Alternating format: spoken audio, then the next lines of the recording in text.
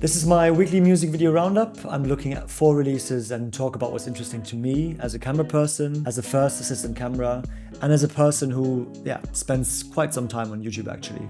I stumbled onto the Marías 4 years ago when they published a video for Care For You, shot by DP Scott Sirocusano, and I absolutely love their stylistic choices and direction over the last couple of years. I'm a big fan of their music as well. The videos have been pretty consistent in the best possible way. I'm pretty sure lots of the videos are shot on film. Their trailer for their album release Submarine has been shot on 35mm, for example, by DP Ross Fraser, which also features some very interesting floating VFX droplets. What do you think about those, Felix? I'm stoked for the full album visuals to be released. Might even be a concept video for the whole album, who knows? But today we're looking at their newest release, shot by DP Carlos Crazola on 16mm. Even in the thumbnail you can see that this was definitely not an easy shoot. It's a real storm with real snow, so big respect to the whole crew, especially to first AC Fio Karpenko. It is always an absolute pain to shoot in freezing conditions. Batteries suddenly die, and it's really hard to pull focus. Even with nice gloves on, your finger always ends up freezing. On top of that, I don't see a second AC credited, so I hope DP Carlos at least was helping with the lens changes. I mean, the location really speaks for itself. I'm pretty sure this place looks absolutely stunning any time of the year. The whole concept seems to be really closely linked to the lyrics, taking them quite literal at times, treating the camera as the person Maria is longing for. This interplay gets quite interesting when she actually grabs the matte box or blows her breath on the filter and wipes the fog off after. These shots are always really hard for the focus puller when the subject comes really close to camera. This also means that you definitely have to clean up the filter after. Rental houses always love to see that kit being used this way. Otherwise, quite straightforward. It's basically one location only. Beautiful imagery. The mossy trees look fantastic in combination with the snow. I think when I watched it the first time, I really thought it might have been VFX on the trees. Green looks just so nice. There's some 90-degree rotated shots as well, which help to visualize the disorientation. There's a great little bit of BTS at the end of the video as well. Big fan to get an idea of the shooting conditions. And you can really see how much it was snowing and storming, and Maria was actually lying in the snow completely naked. We can also see a little bit of rigging poles there, probably for the top shot. I would have loved to see a little bit more of the actual shooting. My favorite bit for sure was when she was fogging up the lens and wiping it off. I think the fog adds a really nice layer of softness. Next one is by another artist in the indie pop R&B sphere who's absolutely killing it and whose videos have always translated exactly that. 5 years ago, he published the video to Unbothered. Simple but atmospheric concept, super 8mm, New York City, lots of friends. Proper Kids by Harmony Korine vibe without the existential dread and pain and death.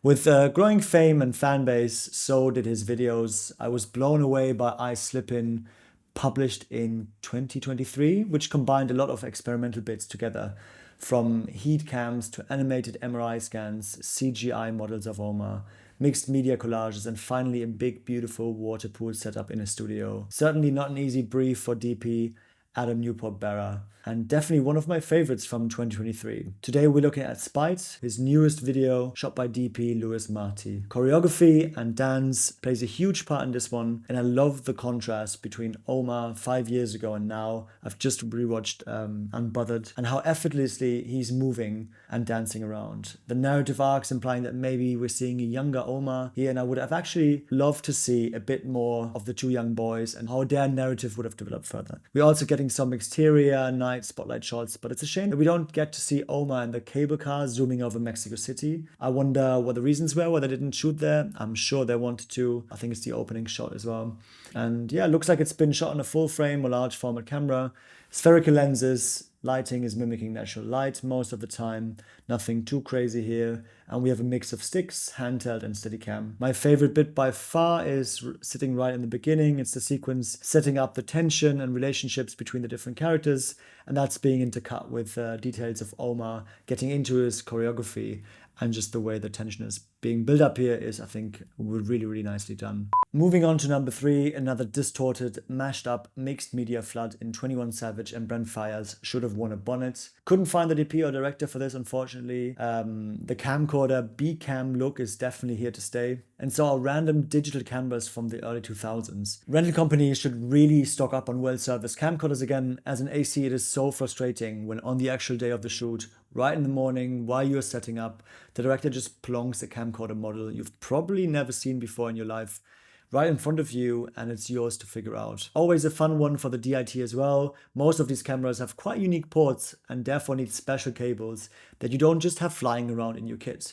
And unless it's a modified cam that can record digitally, I've seen lots of people modding their cameras to record on little digital recorders, it means that the backing up process is taking exactly as long as the length of the recorded footage. Anyway, I'm feeling the Canon 5D DSLR high contrast look from the late 2000s is slowly being reintroduced into directors' concepts and DP's portfolios again, especially paired with really intense cross-processing, grading, really pushing the colors, reminiscent of like early Instagram filters and VCSO filters that you just like slap on anything. I like that it's framed quite tight, makes you feel like you're walking through the party crowd with them, desperately trying to find that one person that you know before you decide you can just text them and then leave without saying goodbye. To the editors out there, how are you approaching an edit like this where you just must be flooded with hours and hours of footage from lots of different cameras on sets, where as a first AC I'm trying my best to remind everyone that we're still rolling. As a DP, you usually want to only pass on footage to the editor that you like and thereby have some control over what they can use. As I said, lots of different camcorders, digicams, etc. involved, can't really tell if there was a main camera as it's heavily graded and pushed to its limits. My favorite bit by far is quite unrelated to the party scene. There's a shot at a hairdresser of someone watching footage from the party, which I think is a nice idea and a nice touch as it comments on like how viral the video is gonna get. Haven't done anything by 21 Pilots before, but glad this got swept into my algorithm, probably because of Anthony Fontano's review of them, and probably one of the best executions and renditions of a live gig atmosphere I've ever seen. DP Nicholas Wiesnet shows like super interesting angles, hard tungsten lights, often backlit or just giving an edge, great colored contrasts starting out with warm tungsten that then fades in shot to cold blue lighting. Dynamic through camera movement, and the edit is working out so well. I literally could not get enough of this. Pretty fresh idea to link the change to blue cold lighting in the venue to actual headlights approaching the singer in the bridge part of the song. The super wide deep focus shot of the singer singing with the crowd was amazing. I love the sound design, subtly fading in. The crowd chants here especially. Also big up for the crowd that actually looks like they are all die-hard fans. The only thing I wonder is what happened to the guitarist. I think it's always quite jarring to hear a very prominent guitar on the track, but then not seeing the person playing guitar on stage.